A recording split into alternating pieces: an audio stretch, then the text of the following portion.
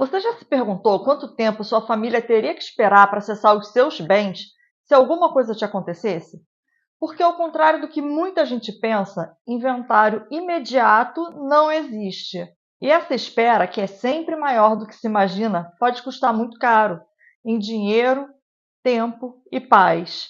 Hoje eu vou te mostrar com fatos e exemplos reais por que o inventário, mesmo extrajudicial, não é tão rápido e como isso impacta diretamente a vida de quem você ama. Fica comigo até o final, porque essa informação pode mudar sua forma de enxergar o planejamento patrimonial. Seja muito bem-vindo aqui.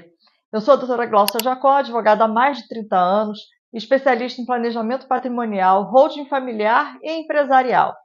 Nesse canal você vai entender como proteger o que você construiu com estratégia, segurança e total controle sobre o seu legado. Vamos começar pelo cenário mais comum e mais temido, que é o inventário judicial. Ele acontece quando tem testamento, conflito entre herdeiros, dívidas não resolvidas, muitas vezes menores de idade envolvidos, ou simplesmente quando a família não planejou nada.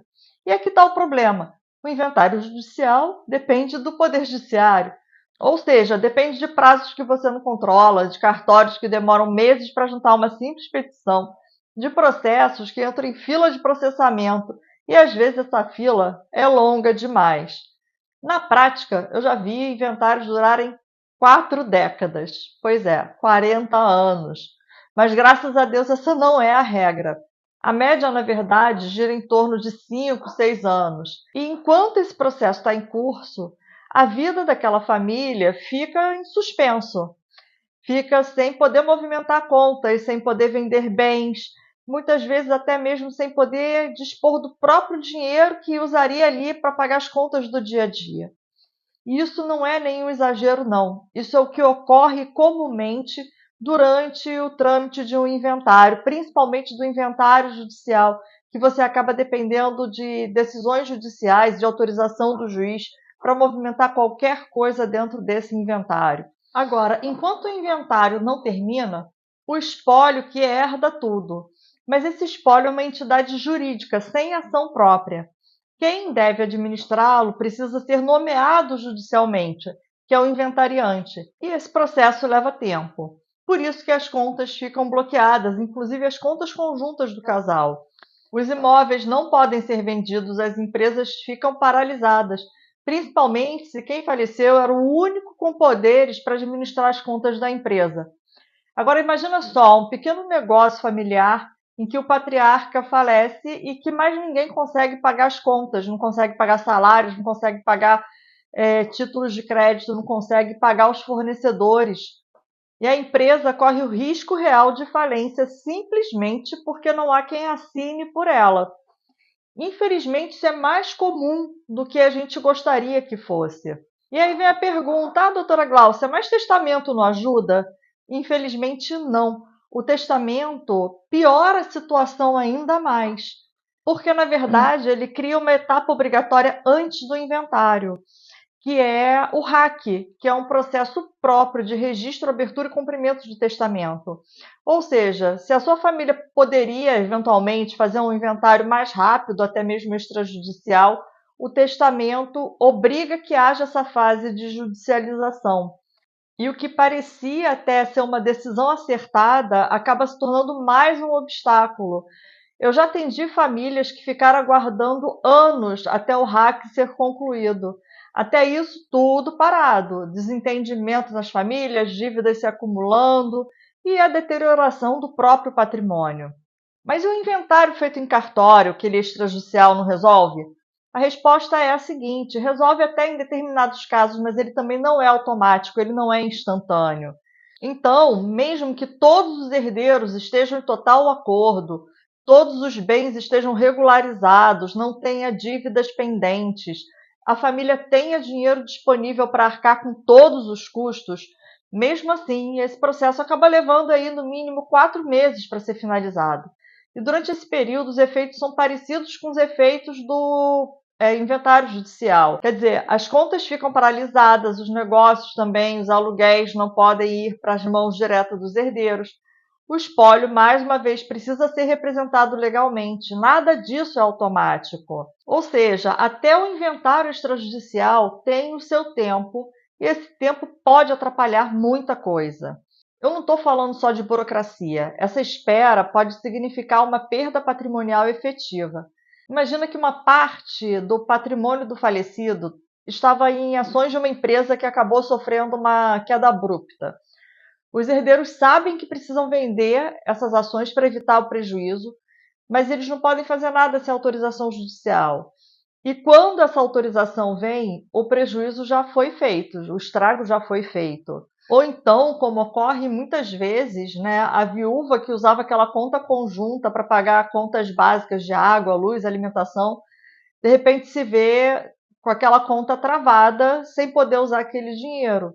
E o pior, um dinheiro que era dela também, né? E ela acaba tendo que pedir um dinheiro emprestado para família, para amigos, para se manter com as coisas mais básicas enquanto o inventário se arrasta.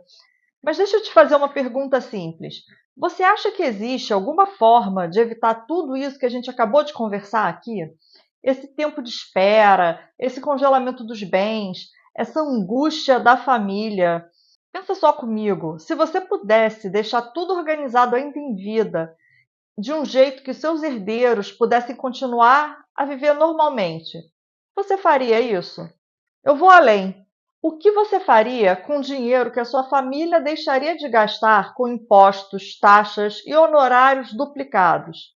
Talvez você pensasse em investir mais na educação dos seus filhos, ou realizar uma viagem importante, ou simplesmente garantir que quem você ama tem estabilidade e tranquilidade de viver o luto sem precisar lidar com essa burocracia de cartórios, justiça, altos custos. A verdade é que isso é possível e está ao alcance de quem se antecipa.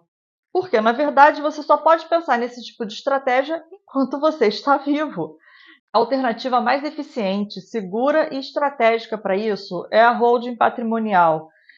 E aqui tudo muda, porque quando a holding é bem feita, o inventário se torna desnecessário, os bens passam a estar dentro de uma empresa, de um CNPJ, e a sucessão acontece ainda em vida, com você no controle de todo o seu patrimônio, com os herdeiros assumindo papéis claros, com tudo documentado, bem combinado e ajustado entre si. A empresa continua funcionando normalmente após o falecimento, porque já está estruturada pensando nisso.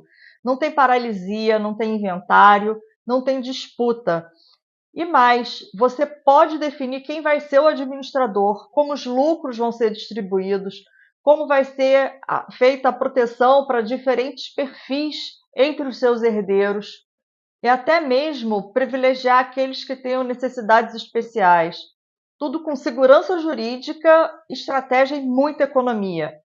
Essa é a diferença entre deixar um patrimônio e garantir um legado de verdade. E agora eu quero ouvir de você. Você ainda contaria apenas com o inventário? Ou faria o possível para evitar que a sua família passasse por tudo isso? Comenta aqui embaixo e me fala sua dúvida ou reflexão para a gente poder dividir com outras famílias também. Quem sabe a gente pode ajudar outras pessoas e abrir também os olhos delas para essa realidade. Agora, se esse conteúdo te trouxe uma nova visão, deixa o seu like, compartilha com quem precisa ouvir isso e ativa o sininho, porque isso ajuda o canal a crescer e outras pessoas a entenderem que existem caminhos diferentes ao inventário. Mas se você quiser dar o primeiro passo de forma simples e sem compromisso, eu preparei um checklist de organização patrimonial. Ele é gratuito e pode te ajudar a entender se a sua estrutura familiar está protegida ou vulnerável. O link está aqui embaixo na descrição do vídeo. Mas lembra só que esse checklist é só um ponto de partida. A decisão de agir é sua e pode fazer toda a diferença. O inventário é um processo obrigatório para quem não se preparou. Mas você que chegou até aqui já sabe que existe um outro caminho. E ele começa com uma escolha. Nos vemos no próximo vídeo. Até lá! Siga protegendo o seu patrimônio com método, consciência e visão de futuro. Um abraço!